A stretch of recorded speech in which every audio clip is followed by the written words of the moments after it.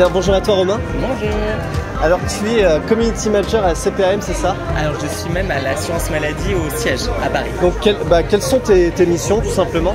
Alors mes missions c'est de gérer l'ensemble des réseaux sociaux au quotidien de l'assurance maladie. Donc ça peut être des côtés très institutionnels comme Twitter ou LinkedIn ou des côtés beaucoup plus près des assurés comme le compte Instagram et Type Santé. Et du coup dans le cadre d'un événement comme ça, tu vas être surtout sur les stories, sur tout ça, ou est-ce que tu fais quelque chose à côté en même temps? Alors vu que nous on a créé le but avec mes collègues, on s'assure que tout se passe bien, donc au niveau organisation, on essaie aussi d'accueillir les jeunes, d'accueillir les assurés, pour qu'ils soient bien aiguillés. Et puis en effet, quand même, vu que ma mission principale c'est de gérer les réseaux sociaux, j'alimente le compte là, toute la journée avec des stories sur l'événement. Et est-ce que tu as déjà fait d'autres événements comme ça ou c'est ton premier? Alors là c'est le tout premier, il faut dire qu'à l'assurance maladie on fait souvent des événements, mais de cette ampleur avec les jeunes et partout en France, c'est vraiment une première. Eh bien bonjour à vous. Bonjour. Alors, est-ce que, avant toute chose, vous pourriez vous présenter, vous, votre prénom et votre fonction?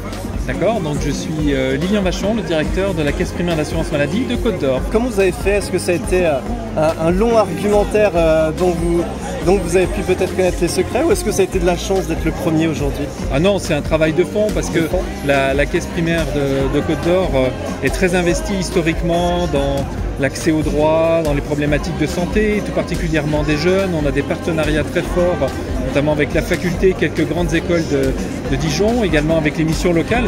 Donc pour nous, c'était totalement naturel que de recevoir cette tournée qui est dédiée uniquement, exclusivement aux jeunes.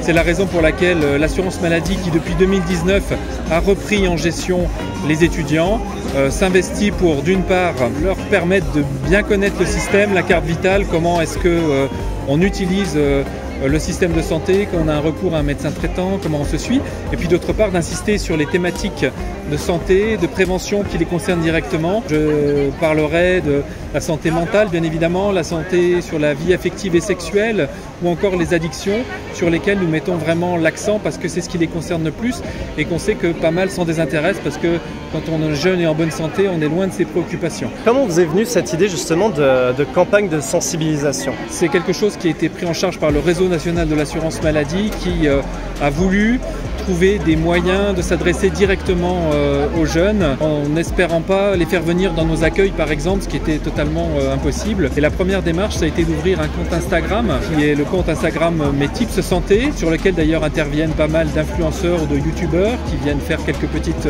séquences et qui aujourd'hui a, bon an mal an, une dizaine de milliers d'abonnés. Cette tournée qui va plutôt à la rencontre des jeunes dans la ville, au cœur de la cité, eh bien, elle a pour vocation de rendre concrète et matérielle ce travail que l'on fait depuis 1 an et demi, 2 ans. Est-ce que vous auriez un dernier mot à dire pour les personnes qui vont regarder cette vidéo, qui du coup entendront vos propos?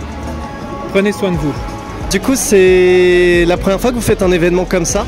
Oui. Vous êtes venu avec le lycée? Oui. Ok, super. Est-ce que vous avez appris des choses? Oui, un peu, ouais. Ouais, ça va. Et alors, est-ce que vous avez gagné un prix? Oui, des bouées. On a gagné des bouées. Et est-ce que du coup vous connaissez un peu les plateformes pour se renseigner, tout ça? Oui, il y a des messieurs qui nous en ont parlé tout à l'heure. Ok, super. Mais avant, non. Est-ce que vous aurez un dernier mot à dire par rapport à l'événement? C'était super sympa de faire ça, comme ça on est tous informés sur les choses du quotidien. Alors est-ce que vous pourriez, avant toute chose, vous présenter, dire votre prénom, votre fonction? Alors je suis Annick Amiard et je suis présidente du conseil de la Caisse primaire d'assurance maladie de Côte d'Or, là où se déroule aujourd'hui le roadshow pour sa première étape. Alors comment vous est venue cette idée de parler de prévention auprès des jeunes aujourd'hui? Je suis un petit peu touchée par ce genre de problème parce que il me semble que nos jeunes ont besoin de nous, ont besoin d'accompagnement, tant pour la prévention, pour l'accès aux droits, pour l'accès à la santé. Ils sont la génération dont on a besoin pour l'avenir et il est important qu'on puisse les accompagner et vraiment les aider à être au maximum de leur santé un bon acteur. Eh bien bonjour à vous trois. Bonjour. Est-ce que vous pouvez à chacun votre tour vous présenter, dire votre prénom? Alors moi je m'appelle Gabin. Moi je m'appelle Samuel. Moi c'est Ryan. Et du coup comme je vous disais en off, on a vu que vous avez gagné des bouées. Est-ce que vous pouvez nous raconter un peu comment ça s'est passé dans le bus? C'est sur un tableau et on répond à des questions et au bout de 25 points on gagne une bouée. C'est des questions assez simples, c'est la logique. Et est-ce que vous diriez que cet événement là qui se passe à Dijon en ce moment, c'est bien pour les jeunes? Oui, je pense qu'il y en a beaucoup qui ne peut-être les plus connaissent jeunes. rien. Les plus jeunes. je pense que c'est bien pour tout le monde parce qu'il y a des gens, ils savent pas forcément, on n'apprend pas forcément ça à l'école. Bonjour à toi, Paul. Bonjour. Alors, est-ce que tu pourrais bien te présenter? Alors moi c'est Paul, je fais mon stage à l'assurance maladie. Je suis très content d'être là, ce qui fait beau, il y a de la musique et c'est super sympa. Comment à 19 ans on a envie de postuler pour faire un stage à la CPAM? Parce que ma mère elle avait pas mal de contacts là-dedans et c'est quelque chose qui m'intéresse. En fait je suis au pôle direction et ça m'intéresse beaucoup de voir un peu comment on organise, comment on gère une CPM et ça m'a beaucoup intéressé. Et alors est-ce que toi t'es calé dans tout ce qui est prévention, santé, sexualité, tout ça? Calé, je pense comme tous les jeunes, je sais 2-3 trucs mais on n'est pas souvent au courant de tout. Ouais. Donc même là il y avait des stands pour créer un compte Amélie, j'avais pas de compte Amélie, j'avais pas de compte Espace Santé, donc voilà, ça l'a fait un peu mal quand on fait un stage à l'assurance maladie. Mais après niveau santé je pense un peu comme tout le monde, oui je connais 2-3 trucs, après de là j'ai jamais fait de stage non plus de sécurité, de santé, donc je suis comme tout le monde je pense.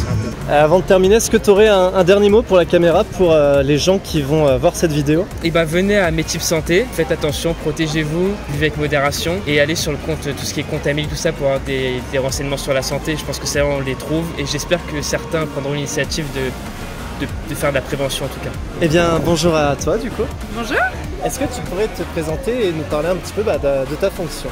Alors, je m'appelle Bérénice Bresse et je suis coordinatrice régionale des ambassadeurs Mon Espace Santé. Et alors, est-ce que tu peux nous parler un petit peu justement de cette application Mon Espace Santé? Alors, Mon Espace Santé, c'est donc le nouveau service de l'assurance maladie qui en fait est là pour devenir le carnet de santé numérique de chaque citoyen. Donc, tous les citoyens en ont un ouvert depuis l'année dernière qui a été automatiquement créé par l'assurance maladie. Et moi, le réseau des ambassadeurs Mon Espace Santé est là pour accompagner chaque citoyen à comprendre les fonctionnalités de Mon Espace Santé et à activer leur espace santé pour retrouver les documents et les informations qui sont contenues à l'intérieur. Et donc il faut y accéder par Amélie ou par une autre plateforme? Alors il y a plusieurs possibilités. Quand vous êtes sur la page Amélie, effectivement il y a un encart Mon Espace Santé qui vous renvoie vers le site Mon Espace Santé. Et sinon il y a deux possibilités, soit le site internet directement, monespacesanté.fr, soit en téléchargeant l'application qui est disponible sur l'ensemble des stores, Mon Espace Santé. Et puis à partir de là, après quelques démarches pour bien vérifier que c'est vous